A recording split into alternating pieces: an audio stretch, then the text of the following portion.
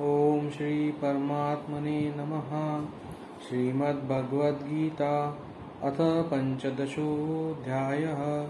श्रीभगवानुवाच ऊर्ध्वमूलमधः शाखम् अश्वत्थं प्राहुरव्ययम् छन्दांसि यस्य पर्णानि यस्तं वेद स वेदवित्। अधश्चोर्ध्वं प्रसृतास्तस्य शाखा गुणप्रवृद्धा विषयप्रवालाः। अधश्च मूलान्यनुसन्ततानि कर्मानुबन्धीनि मनुष्यलोके। न रूपमत्सेह तथोपलभ्यते नान्तो न चादिर्न सम्प्रतिष्ठा। अश्वत्थमेनं सुविरूढमूलम् असङ्गशस्त्रेण दृढेन चित्वा। ततः पदं तत्परिमार्गितव्यं यस्मिन् गता न निवर्तन्ति भूया। तमेव चाद्यं पुरुषं प्रपद्ये यतः प्रवृत्तिः प्रसृता पुराणी। निर्मानमोहाजितसङ्गदोषा अध्यात्मनित्या विनिवृत्तकामाः। द्वन्द्वैर्विमुक्ताः सुखदुःखसद्नैर्गच्छन्त्यमूढाः पदमव्ययं तत्। न तद्भासयते सूर्यो न शशाङ्को न पावकः। यद्गत्वा न निवर्तन्ते तद्धाम परमं मम।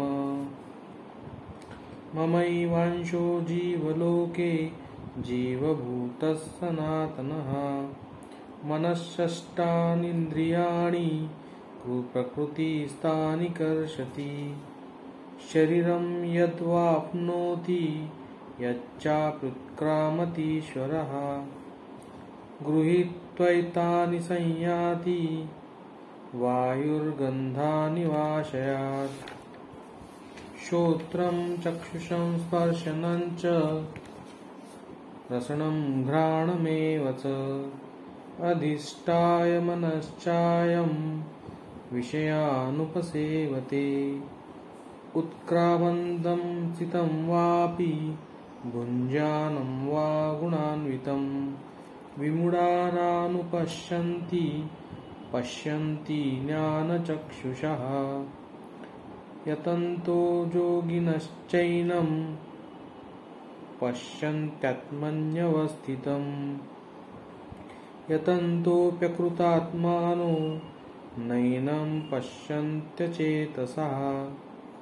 यदादित्यगतं तेजो जगद्भासयतेऽखिलम्। यच्चन्द्रमसि यच्चाग्नौ तत्तेजो विधिमामकम्। गामाविश्य च भूतानि धारयाम्यहमोजसा। पुष्णामि चौषधिः सर्वाः सोमो भूत्वा रसात्मकः। अहं वैश्वानरो भूत्वा प्राणिनां देहमाश्रितः। प्राणापानसमायुक्तः पचाम्यन्नं चतुर्विधम्। सर्वस्य चाहं हृदि सन्निविष्टो मतः स्मृतिर्ज्ञानमपोहनं च। वैद्यैश्च सर्वैरहमेव वेद्यो वेदैश्च सर्वैरहमेव वेद्यो। वेदान्तकृद्वेदविदेव चाहम्। द्वाविमौ पुरुषौ लोके क्षरश्चाक्षर एव च। क्षरः सर्वाणि भूतानि कूटस्थोऽक्षर उच्यते। उत्तमः पुरुषस्त्वन्यः परमात्मेत्युदाहृतः। यो लोकत्रयमाविश्य बिभर्त्यव्यय ईश्वरः।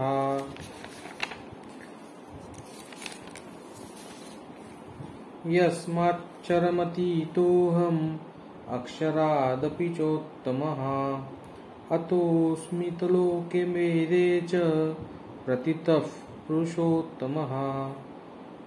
यो मामेव सम्मूढो जानाति पुरुषोत्तमं स सर्वविद् मां सर्वभावेन भारत इति गृह्यतमं शास्त्रम् इदमुक्तं मया नघ एतत् बुद्ध्वा बुद्धिमान् स्यात् कृतकृत्यश्च भारत। ॐ तत्सदिति श्रीमद्भगवद्गीतासूपनिषत्सु ब्रह्मविद्यायां योगशास्त्रे श्रीकृष्णार्जुनसंवादे पुरुषोत्तमयोगो नाम पञ्चदशोऽध्यायः। ॐ श्रीकृष्णार्पणमस्तु।